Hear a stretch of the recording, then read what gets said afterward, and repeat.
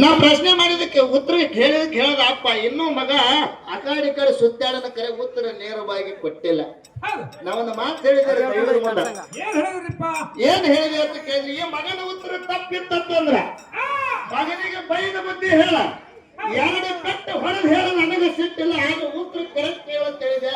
ಕರೆ ಮುಂದದಕ್ಕೆ ಉತ್ತರ ಯಾಕೆ ಹೇಳಿಲ್ಲ ಹೇಳ್ಬೇಕಲ್ರಿ? ಯಾಕಂತ ಕೇಳಿದ್ರ ಇದು ಗುಣಕಿ ಗ್ರಾಮ ಸಾಮಾನ್ಯ ಅಲ್ಲ. ಇಲ್ಲಿ ಮಾಲಿಗ್ರಾಮ ವಂಶಸ್ಥರ ಅದ.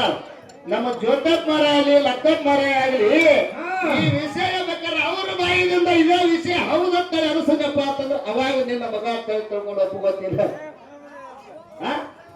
ಮಾಲಿಗ್ರಾಮ ವಂಶಸ್ಥರು ಯಾಕಂತ ಕೇಳಿದ್ರೆ ಈ ಊರಾಗ ಸಿದ್ದಪ್ಪ ಮರ ಬರೇ ಕೂತವ, ಮಾರಿಗೆ ಹೇಳಿದ್ರೆ ಕೂತವ್ರ ಮೈಯಾಗ ದೇವರ ಬರ್ತಿತ್ತ ಅಂತ ಮಾರಿಗೆ ಹೇಳಿರ್ತಕ್ಕಂಥವ್ರು ಅದಾರೆ.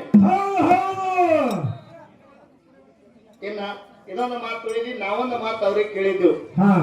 ಯಾವಾಗ ಔದಲ ಸಿದ್ಧ ಮ್ಯಾಲ ನಾಡಕ್ಕೆ ಹೋದಂತ ಸಂದರ್ಭದೊಳಗೆ ಸದಲಗ ಪಟ್ಟಣದೊಳಗೆ ಆ ಶಮನ ಬೇರನ ತಂಗಿ ಏನು ಮಾಡಿದಳು, ಮಾಸ್ಯಾದಿಗೆ ವಿಷ ಹಾಕಿ ಕೊಟ್ಟಿದಳು. ಖರೆ ವಿಷ ಗಂಗಾಳದಾಗಿದ್ದಿದ್ದು ಯಾಕೆ ಗುರುತಾಗಲಿಲ್ಲ. ಇಲ್ಲಿ ಬೋರಿ ಹಣದೊಳಗೆ ಮಕ್ಕಳು ಸಂಕಲ್ಪ ಮಾಡಿದ್ದು ಗುರುತಾಗಿತ್ತು ಧರ್ಮದ ಕಟ್ಟಿ ಮೇಲೆ. ಮತ್ತೆ ಹಲವಾರು ಕೊಳದಾಗ ಮಕ್ಕಳು ಬೇಡಿದ್ರೆ ಸಿಗಂಗಿಲ್ಲ. ಅರಿಕೆರೆ ಗುಡ್ಡದ ಮೇಲೆ ನಾಡಗೌಡ ಅಮೋಘಿಸಿದ್ದಾರ. ಹಂಗ ಮಕ್ಕಳ ಬೇಕಾದ್ರೂ ಪಟ್ಟಣಕ್ಕೆ ಹೋಗರ ಪಟ್ಟಣ ಕೆಳಗ ಅರಿಕೆರೆ ಅಮೋಘಿಸಿದ್ದು ತೊಟ್ಟಿಲ ಕೊಟ್ಟು ಕಳಿವಾನಂತ ಜಗತ್ತಿನೊಳಗ ಬಿರುದಾದ ಮಕ್ಕಳು. ಅಲ್ಲಿ ಹೋದ್ರೆ ಮಕ್ಕಳು ಸಿಗುತ್ತಾವ, ಇಲ್ಲಿ ಸಿಗಂಗಿಲ್ಲ ಅಂತ ಹೇಳ್ದ. ಹಳದಾಗ ಮಾಡಿದ ಸಂಕಲ್ಪ ಗುರುತಾಗ್ಯದ, ಗಂಗಾಳದಾಗ ವಿಷಯ ಯಾಕೆ ಗುರುತಾಗಿಲ್ಲ ಅನ್ನೋ ಒಂದು ಮಾತು ಹೇಳಿದ್ರು. ಹೌದಾ? ಮೊದಲ ಕಂಬಳಿ ನ್ಯಾಯ ಮಗ ಉಲ್ಟಾ ಹುಟ್ಟ್ಯಾನ ಅಂತ ಹೇಳ್ದ. ಮತ್ತ ಹೇಳಿ ತಾನು ಹೇಳದ ಏನ್ ಹೇಳ್ದ, ಮೊದಲ ಕಂಬಳಿ ನ್ಯಾಯ ಆಗ್ಯದ.